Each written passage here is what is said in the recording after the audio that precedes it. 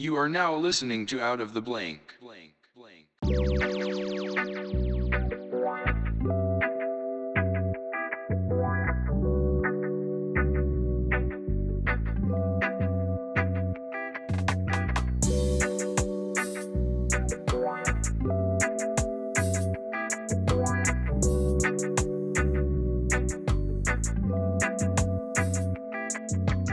people avoid their feelings, they avoid their pain, and they do things that kind of make it worse a lot of times, like drugs, alcohol, stuff like that. Like, I don't want to feel this, it feels bad. Or they like go to relationships to fill that void that maybe aren't that healthy, and then that causes more pain.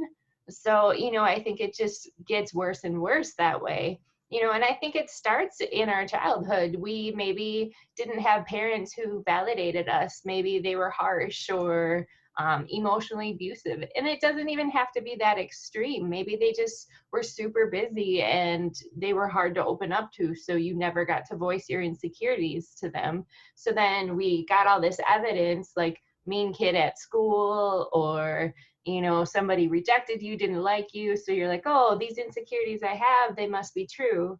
And then you just grow up believing that's just like an ultimate truth about you. I think one of the main parts we really got to look at is the fact that with mental health, it is pretty serious going on right now. I think Mhm. people always talk about like it's getting worse and worse and worse. And I think we're seeing that a lot with what's going on in TV. I mean, a lot of stuff going on with just people rioting, people going insane, people going crazy, rightfully so. But a lot of it is also just because of the idea of we're complaining about more than one thing. I think a lot of Mhm. people are looking at it like, oh, this is a time for us to speak out and do it. Oh, I didn't get to pay my taxes this day. I didn't get this from the store, so I'm gonna take it on this. I'm gonna take it on this. And they're using it as a bit of a cover, which I see a lot of people complaining about on social media and stuff too. About like, this is rioting isn't an excuse for you to go do whatever you want. This is a chance for us to be, you know. And I look at that and I'm like, man, we have so much to learn still. Like, there's something I think when COVID hit, when unemployment happened, all these things, we started realizing all these things that were talked about for so long: unemployment insurance, workforce, our economy was supposed to be so strong. And then this really showed everybody what it is. I mean, I'm looking at the kids nowadays and I'm seeing memes on Facebook, on Instagram that are like, I survived COVID. I did this. Well, I can't wait to tell my future generations this part of our history. It's like, what is this going to do to the mental health of people? Is it going to help or hurt us? Because I know it can bring us together, but it also seems like this is something that might tear us apart. Right. No, I think there's going to be a split. I really think that some people are going to take this time to self reflect and to like really see what matters, and they're going to dig deep and invest and grow.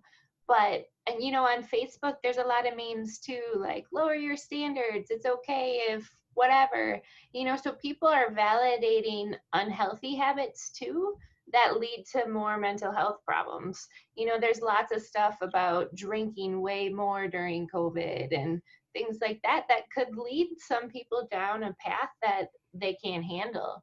That's going to lead to more pain and struggles. So I really think there's going to be a split. I think some people will grow and be healthier, and other people are going to go through a pretty dark phase. What made you want to learn to study this or just be involved in this like serious topic in general? I mean, the amount of probably stress that you experience on a daily basis working with people. I mean, I think we've all been around like people we would call a wet towel personality. That's like feels like, you're just drained. But also, I've listened to some stories, I've talked to some people, and I've heard some things, and it's brought me down. Like, holy shit, you went through a lot. Like, how do you manage to handle that almost every day? At first, just want to be around it in the first place. I know it's to be help out and everything, but Yeah, yeah. Actually, my passion to become a counselor started when I was so young. I think my earliest memory of me being like, this is what I want to do is like 7 years old. My mom struggled with mental health issues. She had depression most of my life, and I was kind of the peacemaker of the family, but I always felt like I was failing at it. Like I didn't know how to help. I didn't know how to fix it. And so I remember this vivid time once when I was, I don't know, a teenager, and my dad brought me into a bar, and he got me a soda, And I just sat around watching people, and there's just like this deadness in their eyes, this emptiness. You could just feel their sadness. I'm like, oh, like I just want to help. I want to know what to do. So I was so excited to become a counselor. It actually kept me out of trouble. I didn't want to do anything to screw it over. I graduated high school early and went to college. Um, then I came home and I started volunteering with some kids. And this girl had bipolar and she was cutting herself. And at this time, I had just had my bachelor's degree, so I didn't have a whole lot of training in what exactly to do to fix that. And so that's when I just couldn't take it anymore. I had to go to grad school. I had to know how to fix this, and help her and other people like her. So I was actually pregnant at the time. So I started grad school pregnant, had the baby. They were so sweet to me. They let me take the baby to class. And so I just kept going to school, and that's why I got my PhD as well. Like, the more I know, the more I can help people. So I just hate that feeling when somebody's sitting in front of you and you can see their pain and you don't know what to do. Like, I want to know the answer to help them heal. So that's kind of what drives me to just keep learning. When it comes to like when you're dealing with younger kids to compared to maybe older people, what do you typically try and start off like when you're talking to them? What do you first try and pick out? Like I always notice like it's funny that you said you brought up something with your mom. It seems like a lot of therapists or a lot of people that are involved in counseling have either had an influence of it somewhere in their life of dealing with mental health, or they suffer from something themselves. I usually, when I have a therapist on here, I always ask like, what do you suffer from? And they're just like, I got anxiety or I got depression. I'm like, yeah, it's the weirdest thing how we gravitate to that field when we're dealing with ourselves, only because we can't diagnose ourselves. We can only see into somebody else's perspective. So Right. it's interesting. But when you like, let's say if a 30-year-old man sat down, he was dealing with a problem with depression, how would you typically sort that out? What would you typically ask him? Sure. Well, I would start with just getting to know his story. I would want to know a little bit about his childhood. I'd want to know about his current situation, if he has core relationships. I'd want to know about his habits. Our everyday routines can lead to depression if we're not working in a healthy way. If we don't have strong relationships, that's going to lead to depression. So I'd want to know all that stuff, but I try not to be too pushy about it. I have a client history form that I go through, but more than anything, I just want people to talk and I want to hear their story.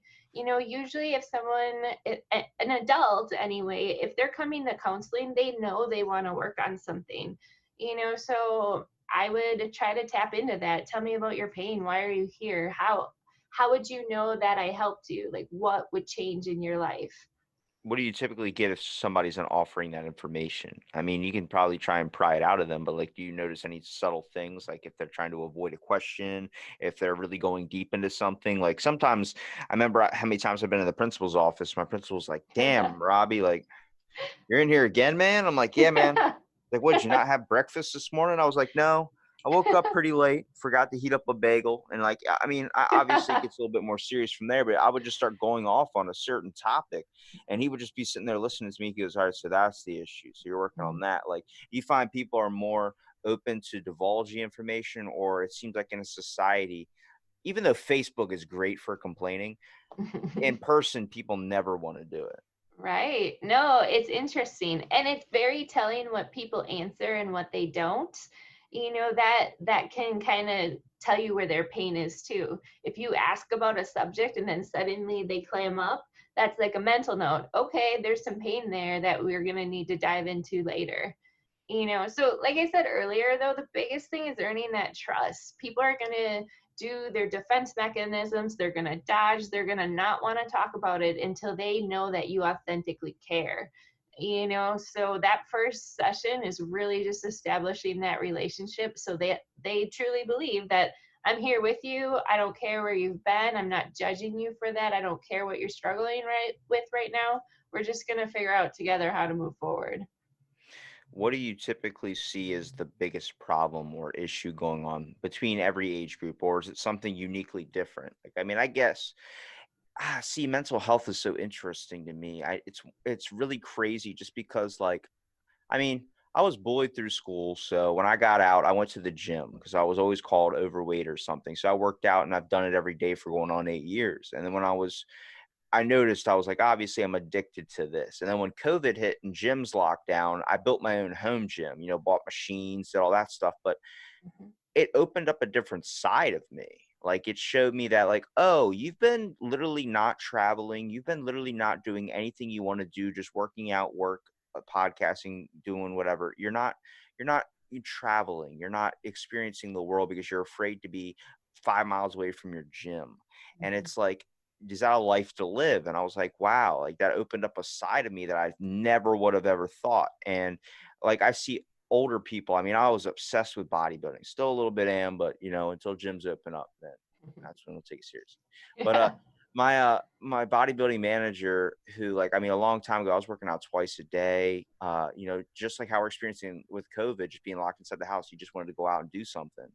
And I Mhm. was asking him, I was like, how did you get like to bodybuilding status where you're winning competitions, your legs are the size of tree trunks, your arms are the size of like tables, and how do you shrink down to like this grandpa bod you have now where you're just training people? And he's like, yeah, I think about it every day. Every day I pass a mirror and I look at myself and it's hard. But what you got to know is that like, your body ages and life's all about like the enjoying it. And when he was saying it to me, he put it in the realest terms that my brain just couldn't understand. Like, imagine the mental health pain with people that experience body dysmorphia.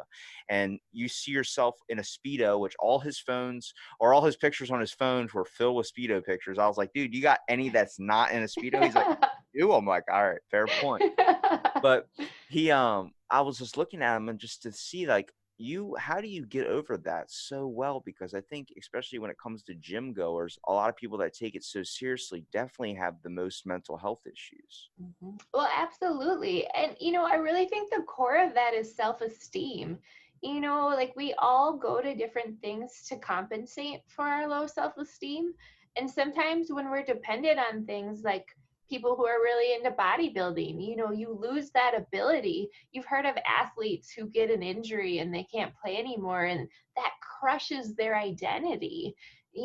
So self esteem is hard. And I think media with Photoshop and just different images and stuff like that make it so hard to feel good about yourself.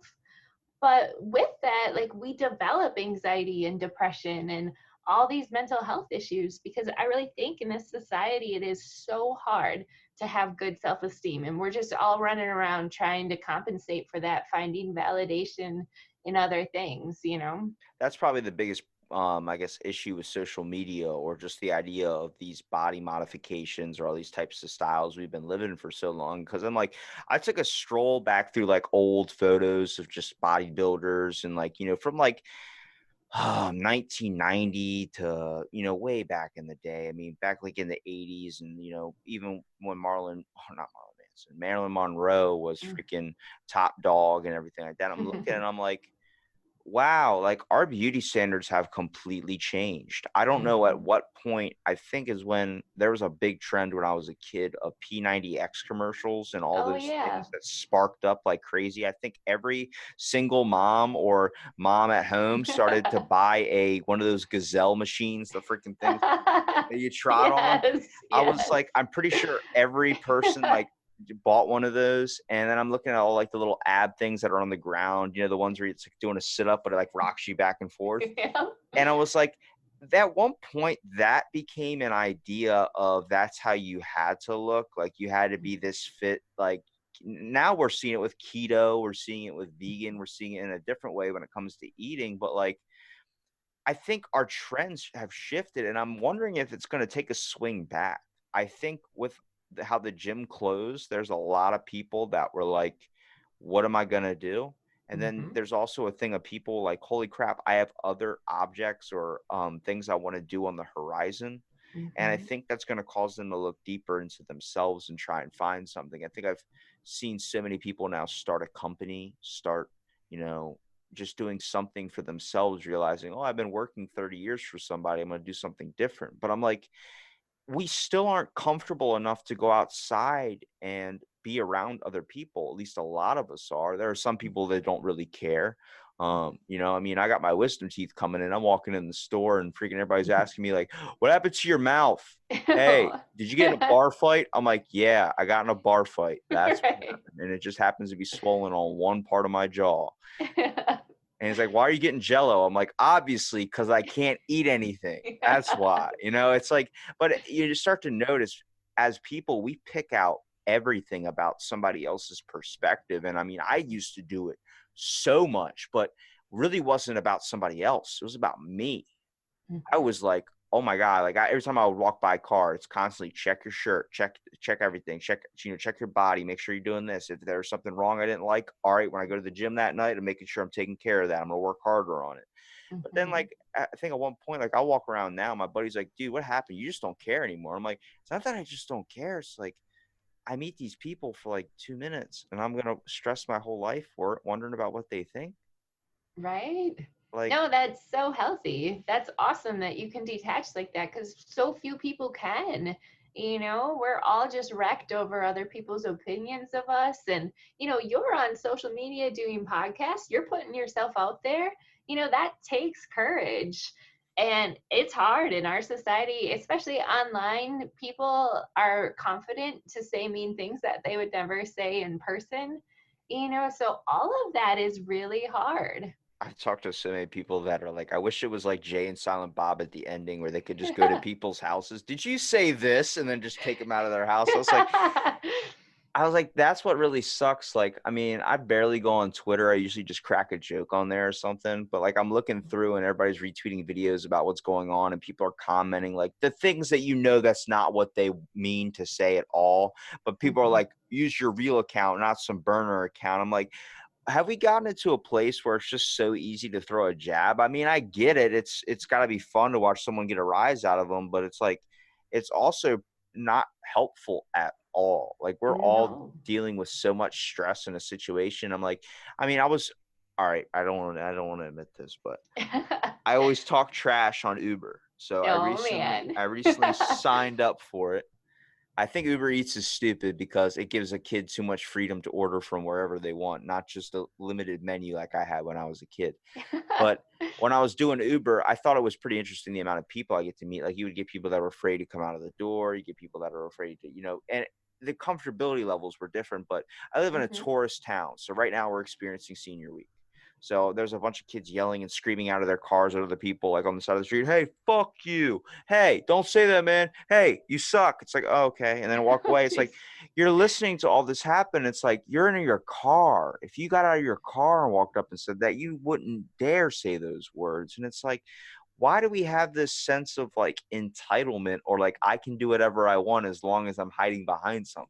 Right. Well, it's funny because that's all based in low self-esteem. Like we insult each other, we gossip about each other because it elevates us. It makes us feel like I'm not as bad, I'm better than them, therefore I don't suck. Like you don't treat people like that if you feel good about yourself. So, Do you see that bullying is a giant problem that you kind of face a lot too? oh, absolutely. And I think it looks different at different stages in life. I think kids are maybe more blatant about it, name calling, things like that. But when you get to be an adult, it's more subtle in the workplace or over the internet. But it can be really harsh. People criticizing each other's parenting or what, your child isn't walking yet? Your child isn't saying this many words. There's all this comparison and cutting each other down. I really don't think it goes away once you leave school. People are just harsh to each other to compensate for their own insecurities.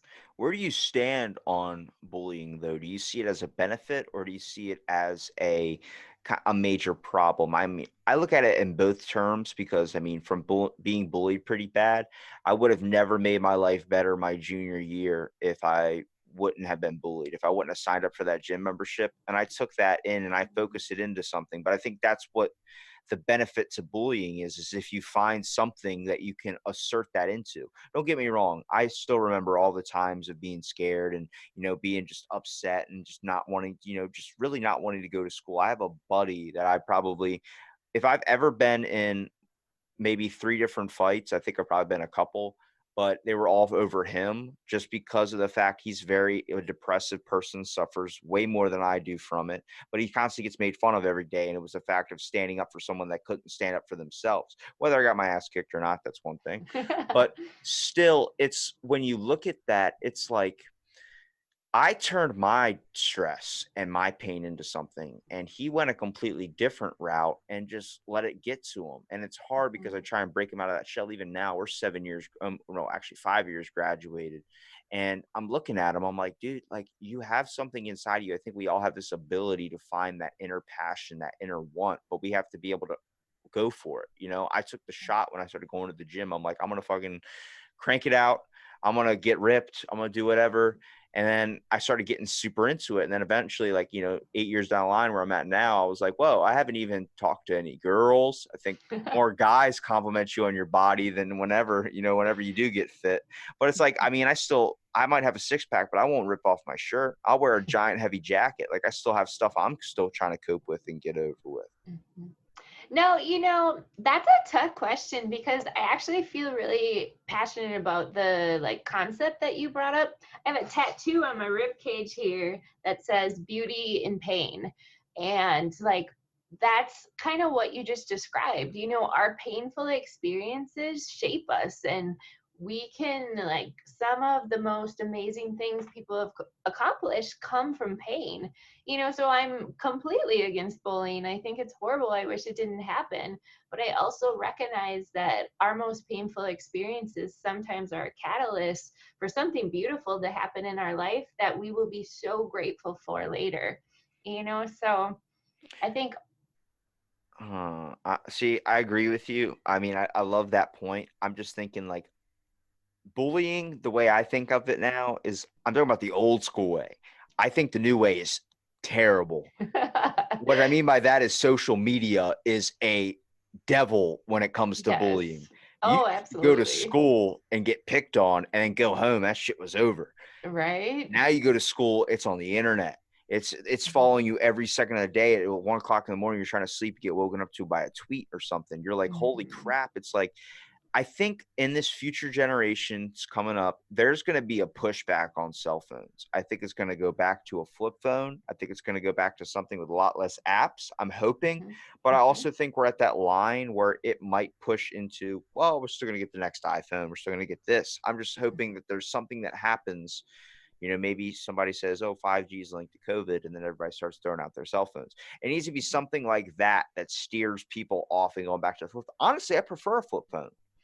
I don't know what that feeling is when you shut it after you're calling somebody, you flip that shit as hard as you can. It feels so respectful. Like now I'll try and hang up on somebody and I'll hit. It just doesn't feel right. When somebody calls me, hi, is this Jessica? No. Oh, well, maybe you can help me. If you're looking for Jessica, I can't help you. Right. And when I hit end on that, I don't feel the satisfaction. I just get angry. I'm like, oh my God, again. But when you flip that phone and you hear that, oh, there's a sweet relief from it. Oh man, I think you're right though. I hear more and more people talking about how they're sick of everybody being tied to their phones. And, I can't imagine being a teenager right now with social media and the trouble and the self-esteem issues you would have from it. I'm grateful that when I was in high school that we didn't have cell phones at all. We didn't have Facebook. I can't imagine. What would you say if you were going to predict what the next maybe 5 years or maybe even the next year when a lot of this pandemic situation is? What do you think is going to start off happening first? Do you think a lot more people are going to come to you? I mean, your services have probably changed just on the fact of you've probably been doing online counseling with Zoom and trying to find ways, because I think after a week or so, you start realizing, oh, this is going to be a lot longer than a week thing. Yeah. And people are like, I need it because it's hard for me to even walk downstairs in the morning. Well, I'm really hoping that video counseling continues, and it's looking like it will. Insurance companies have been really positive about it, and the conversation has started with keeping it long term. And that I think is going to open up counseling to so many people there's so many people who have reached out to me that maybe live an hour away or 45 minutes away. And that's a huge barrier to counseling. It's hard enough to fit it in time wise, but then if you have to drive an hour on top of that, and not to mention, some people just feel safer in their homes. They're actually more likely to open up over video chat than if we were face to face. I personally, as a counselor, would prefer face to face, but if the option is no counseling or video chat, I'll take video chat any day of the week. So I think that's going to give a lot more people access and willingness to go to counseling. I think it's going to help a lot. Do you find that a lot of people, like, have you ever come across somebody in counseling that is sitting there and they basically understand what's going on with themselves? They're kind of just there to talk. Yeah, absolutely. And sometimes that's what the value of counseling is. We get so busy in our life where we just go, go, go, and we never slow down to take the time to really sit and think about, like, hey, what do I need to change? What's going on with me? If I just talk it out, I'm going to figure it out and I'm going to know what to do. But I just need a space to do that because I just don't force myself to do it otherwise.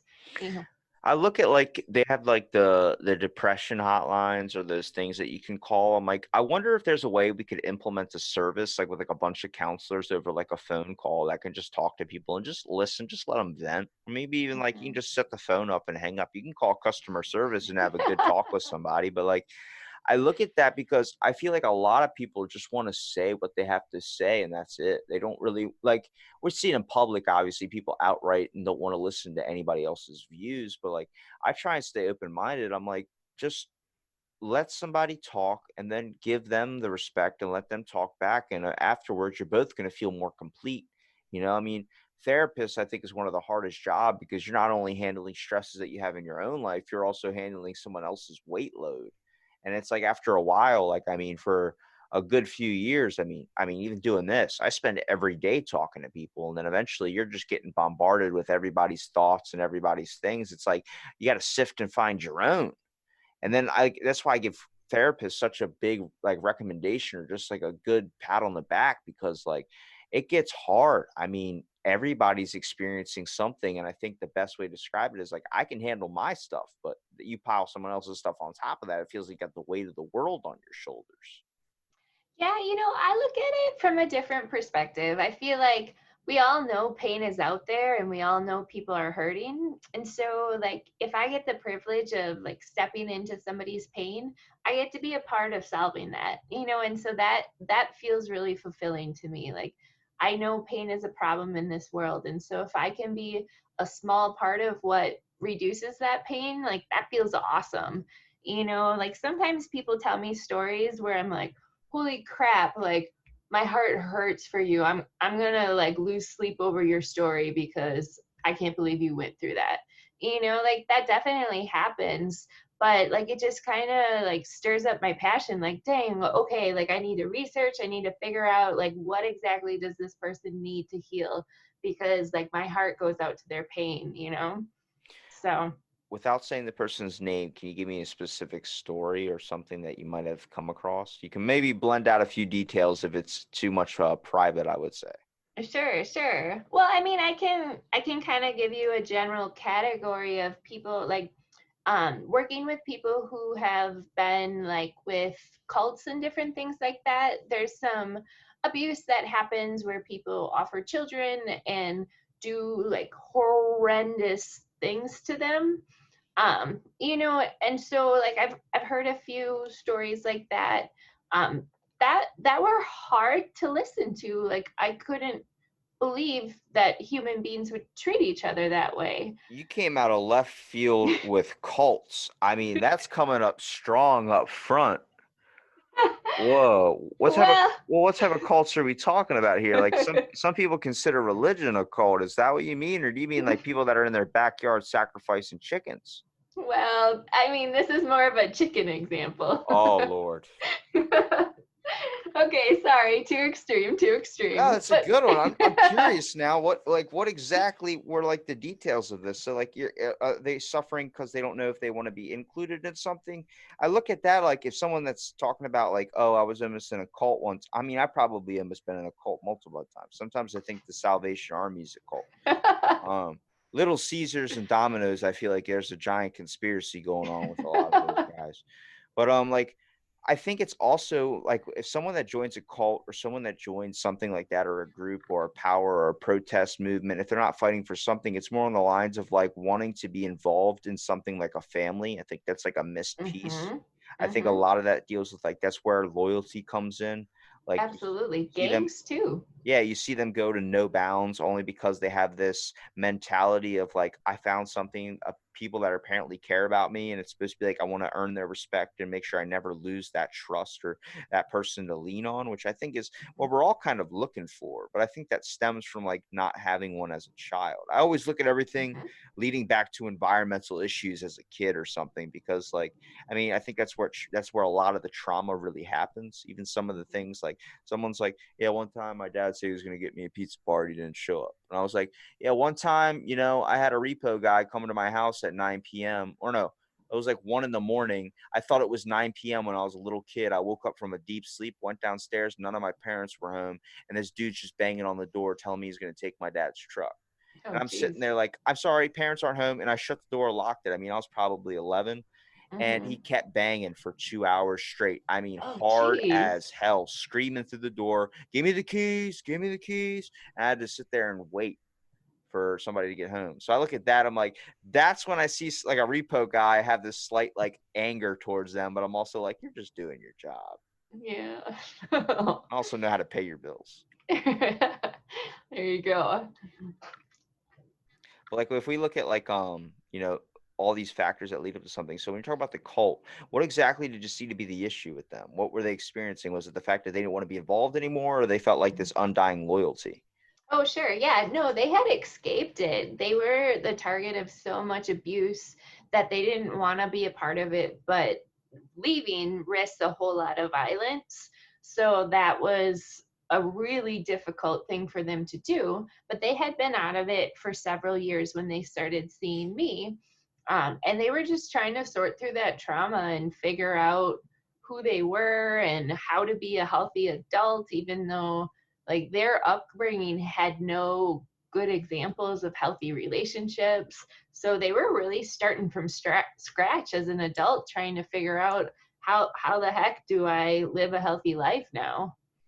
Do you find that a lot of people, at least when they're adults, have to probably reset, clear the palate, and try and do this whole new way of thinking again, just because the way they've been going for so long hasn't been right? I mean, it seems like everyone falls into a routine. So, like when you're a kid and if you've developed a routine, you've developed this mindset or this personality. When do you figure out that maybe you're the one wrong and you have to reset? Because I feel like a lot of people just go about this way of like, well, this is how I've always done it, and this is the way Mm-hmm. I've taught myself. So it can't be wrong. And I'm like, well, you can't just scream at people in the store. You just can't Right. do that. I mean, really, it takes pain a lot of times for people to see that they need to change. Self reflection is hard. And I'm sure you can think of plenty of people who are screwing themselves over and pushing people away, but they have no idea. They're clueless about what they do that is pushing people away. So usually it takes a painful experience to open people's eyes. There's also a lot of research around like from age 0 to 6, whatever you experience like becomes your default. So you're going to repeat that as an adult unless you have a reason to change it. So a lot of times when we get to adulthood, we're looking at our childhood and we're saying, dang, like I don't want to repeat that. I don't want the life my parents had. And so sometimes people are motivated on their own, or maybe they move away and they're like, holy cow, there can be a different way. And that kind of opens their eyes. But usually people have to experience, like, hey, this isn't working for me. This is actually causing me quite a bit of pain. So I guess I'm willing to do the work now to change, because change is hard. It's not easy. It takes a lot of effort and like saying no to yourself, which nobody likes to do. So you got to have the right motivation for it. Otherwise, you're just not going to put in the work. What have you typically tried to do different than your parents did when you were a kid? Like, what have you tried to do as an adult? Sure. Yeah. I think for me, one of the things when I was younger, even my parents fought a lot, and I just didn't want that. I promised myself at a pretty young age, I don't want to live a life like that has so much fighting. I don't want to raise my voice. I don't want to have that level of conflict in my life. That was one of those things that I just like made a commitment to myself. I'm not repeating that. I'm not going to do that. I look at like we're now in an era of people that are mostly single parents rather than being together now. Like it seems like that's like before, like if you would have heard somebody's parents were separated, it was like, oh, their parents are separated. Like what? Now it's like your parents are together. What's wrong with you? Like, is there Right. something going on? And I look at that, I'm like, I think that's important too, because I think that a toxic relationship, like my parents fought all the time too, was not healthy at all. You know, there's so many times it's like, oh shit, lock the door. You know, everybody's screaming and yelling, just stay in your room, don't go out and everything like that. And I think those experiences, like I look at it now, I'm like, definitely has stopped me from getting into relationships. Definitely is like, wow, marriage just turns out shitty. You lose half your stuff and all this. It plays this mindset of things on there too. But like, do you think that if a kid is experiencing that, even though they want their parents to be together, do you think it's important that it might be even better if there's the parents separate and the kid might just have to learn that that is the right choice? Because I feel like for a lot of kids, it's like, I'm not going to mention it. I'm not going to do anything because I don't want my parents to split up. But it's also like, besides tossing out 2 Christmases, it's like you got to let them know that it's a benefit too. It's only going to help you in the long run because you get imprinted with all these types of things you don't even realize. If you're a little kid, you get yelled at in the store by 6 or 7 different random people at different times. You're going to be very offensive to people or very, very like kind of like held up. You don't want to be around them just because you're afraid that someone's going to yell at you, you know? Absolutely. Yeah, no, that's a really, really hard question because I really think divorce is a trauma and I think it's really hard on everybody's mental health. But it's also really hard on everybody's mental health if your parents are screaming at each other, if you as a kid is exposed to like constant conflict and fighting, like that's not good for your mental health either. So there are situations where separation is the best thing for the kids. So, I look at like service dogs or all these types of things that are becoming so popular now. I think that's because the emotional state of people seems to be getting very, very lower and lower and lower. It seems like we're more, I guess, vulnerable, able to like, I guess, boil up or explode all at once, just because it's social media. It's the way we're trying to describe our feelings through short messages and communication without actually trying to voice it, to do a conversation. Like, I mean, I could tell after I do a conversation like this with someone, if they're really into it, like afterwards they feel energized. They're all like, that was freaking dope. Let's go smoke a blunt. No, I'm just like, no. But I'm like, I look at that, I'm like, but you had fun, right? And I think that's the whole point. I think for so long, we're even when I reach out to people, same thing you probably thought, like, what does this person want? What is this person, what are they about? What is this thing? And it's like, just conversation. And it's like, because you look at it, because that same thing that you used to see, I always talk about, if you don't have I guess conflict in your everyday life, you will find somewhere to get your conflict, whether it's just being like, I'm not doing the dishes, and then that little fight that happens, or watching Jersey Shore. That is the reason why reality television show is so big, is because you love watching people scream at each other. You get to see that in your life. And I think when it comes to conversation, there's this aspect of it that we've all experienced a very good conversation at one point, one that sticks out to our heads. So, like, I mean, just so bright, like whether it was with a lost family member or a serious scenario where you were going to lose a family member. And it's like, you look at those and then overall amazing experiences with your friends that you don't remember what was ever said, but afterwards you just feel like you've been born again. And I'm like, I think more people need that. And I think just with the era of social media, I'm hoping there's going to be a disconnect. I hope there's going to be this thing where it's like, you notice with COVID, everyone that was social distancing, stopped social distancing after a while, because it was like, I can't hug my neighbor, I can't hug my parents, Right. I can't do whatever. It's like you start to realize, like, we've been doing it like this forever now. You're just opening up to, now people are telling you you can't. Now people Right. are saying it, and you're realizing, oh wait a minute, we weren't doing it before. Now I really miss it.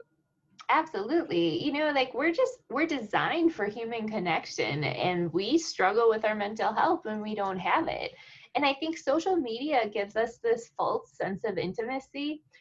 People will post something like, "Oh, I'm really sad about this." And they'll get a bunch of comments like, "Hang in there." But it's not the same connection where like if you call your friend and you're like, "Hey, I got this really bad news. I'm really hurting." You and that friend are going to connect and you're going to build that relationship, where a comment on Facebook or a like or a sad face, whatever, that's not the same level of connection.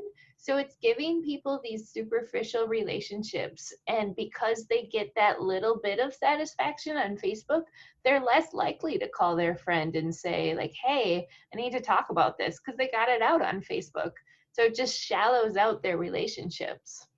What would you say in the next, I guess the next goal for you would be? I know you're involved in counseling, but do you want to own your own wellness center? It seems like that seems to be the trend that happens with a lot of people that are involved in counseling. They want to design their own area where people can come seek help.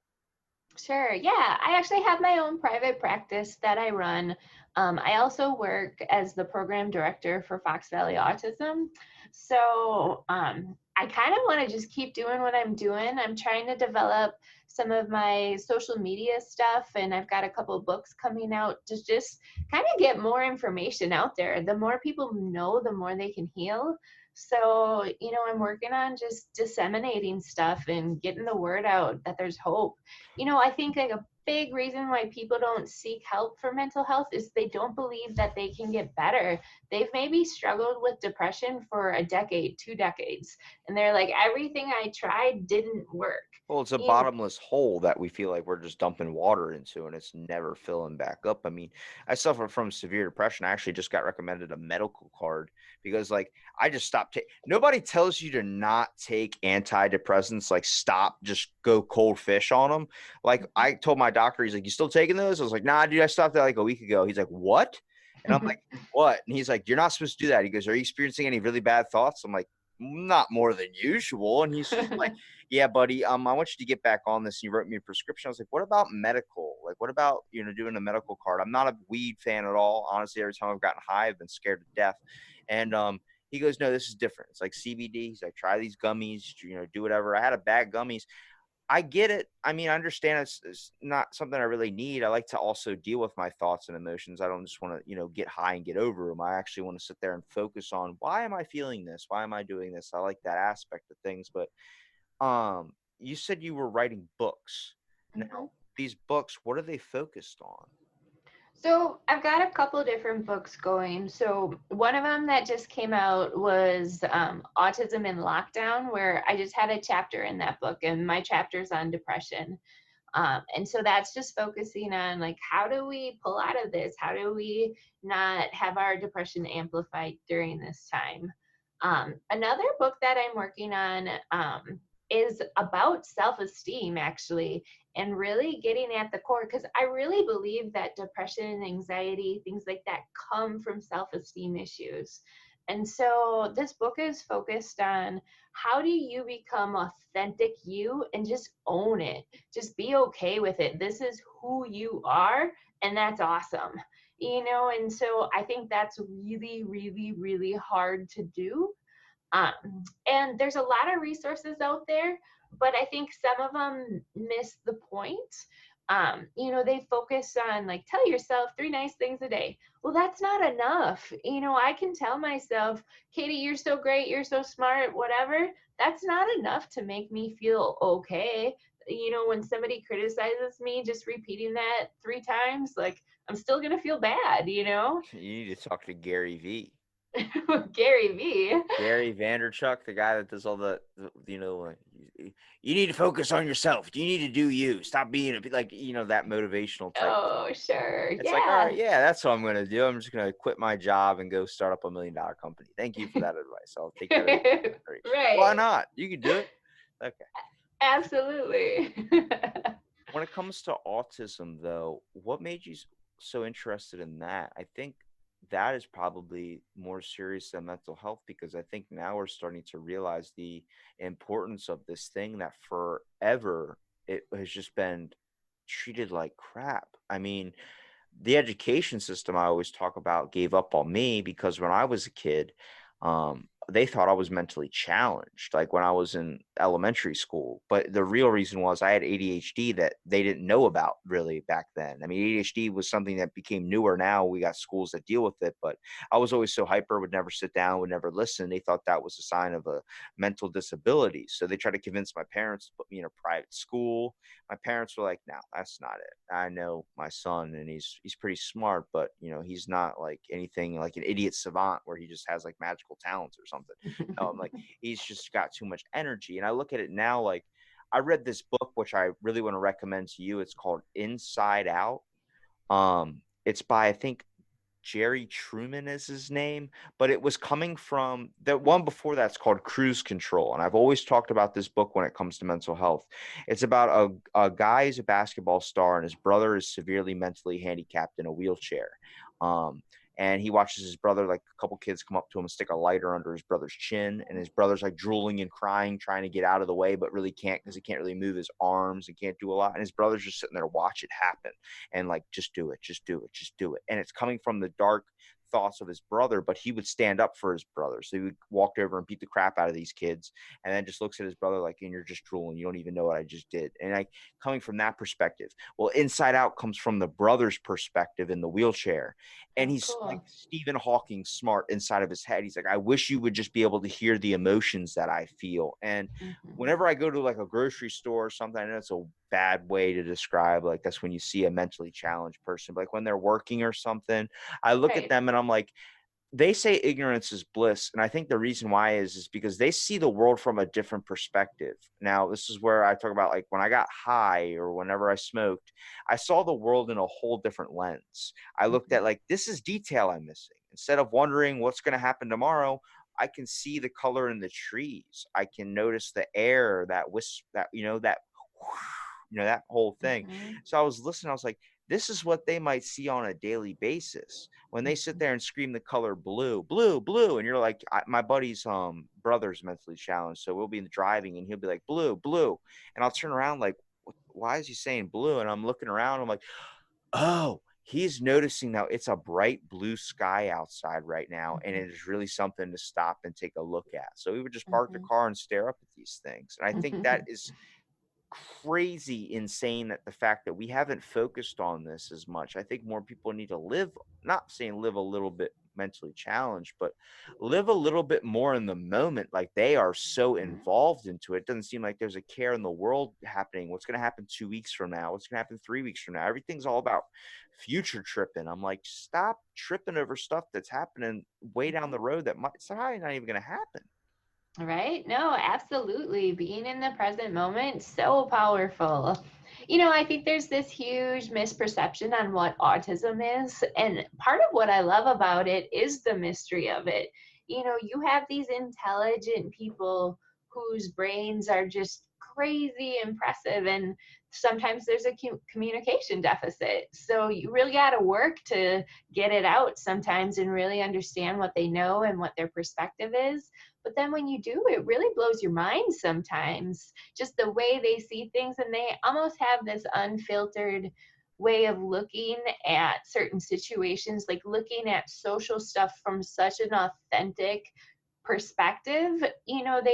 A lot of times people with autism struggle with understanding the social nuances and the social rules, so they just say it like it is. And that honesty is so refreshing, you know. There's a good movie, I think it's either out or coming out, called Peanut Butter Falcon. Oh, I've never heard of it. It is Shia LaBeouf, and it is the most heart-touching thing I've ever. I saw the documentary with Shia LaBeouf where he went through his giant phase of freaking out and snapping and like, becoming very anti-public, I would say, just because, he went through a lot of hard things in his life.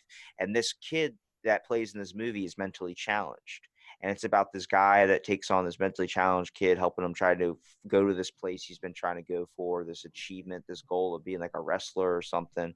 And this kid, like in watching in the documentary that Shia LaBeouf talks about, this kid pulled him back from like the edge of suicide, like brought him back Wow. from one of the darkest things, and they're best friends now. Like they hang Aw. out all the time, they go to photo shoots and stuff, and to see his energy levels and to see the way he describes how this kid changed his life is just, Aw. it's freaking amazing. And I'm like, this is a movie I hope that's gonna, spot more. I think with all the movies nowadays, it's all about like true crime or stuff that we're super Right. interested in. It's like, let's get some heartfelts back in there. I'm not a guy that wants to see a sappy movie, but there are some movies like the one that's coming out with Bill Burr about what is it, the firefighter? It was like a 9/11 movie or something. Oh with yeah, I Pete, forget what it's called, but I know what you're talking about. with Pete Davidson. And I'm like, I saw that and I was like, this is a freaking emotional movie. I'm like, I was getting riled up, and my buddy's looking at me. He's like, what are you're not into this type of stuff? I'm like, dude, it's a heartfelt movie. It's like watching Leonardo DiCaprio in the Titanic. Like, you're gonna cry. Like, I think that's the whole point, is what we need nowadays, because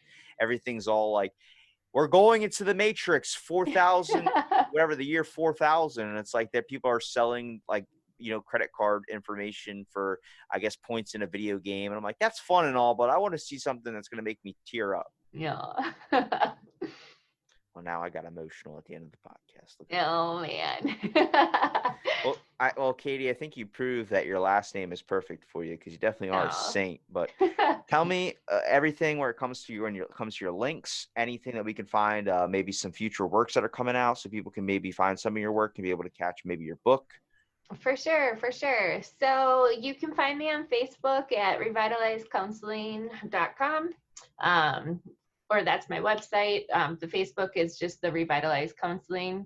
Instagram is Dr. Behavior Boss. And then I have a YouTube channel as well. That's just Katie Saint. So you can find me in those places. On my website, you'll see all my different books. Awkward, The Social Do's and Don'ts of Being a Young Adult is a great book if you're looking for some social skills help. Got one on divorce if you're looking for how to navigate helping your kids through that. So yeah, there's nope, don't got one on Pilates. Every person I've talked to that's like, it's like a divorced mom, like, I picked up a spin class, picked up Pilates. I'm like, is that a good way to like deal with divorce? Because like, I got separation issues now when it comes to divorce, but if Pilates or riding a bike is gonna help, I would do it. Well, I mean, exercising helps you cope with stress. So That maybe. cortisol rush is the best thing in the world. Yeah. I'm telling you, once my gyms open back up, I'm going for like a 10-15 mile run, because afterwards you're just like, you're driving like you're stoned. Like, you're just like, I don't even care if somebody flicks me off right now. Like, I'm just so, my legs hurt. Right, more I'm than anything. flying high. I love the runner's high. I always tell, like, if you want to ask me, or if you want to get my car keys from me, you only have to ask me at 2 points. One, if I've experienced a severely hot pepper or something, like a ghost pepper, and I'm like clenching the toilet, like on the ground, like, just get away from me, just toss you my keys and go away. But also, if I just got out of the gym, like, I'm like just so chill. Someone's like, hey, can I have your car? It's like, sure. Right, I'll say yes to anything right now. Give me a burrito. There you go. So Behavior Boss on Instagram, and then your website's on there as well. And I'll make sure I link all that in the description too, so people can be able to find your content. Awesome. Thanks so much. It was fun chatting with you today. Thanks, Katie. Thank you for listening to this episode of Out of the Blank podcast, and stay tuned for our next episode.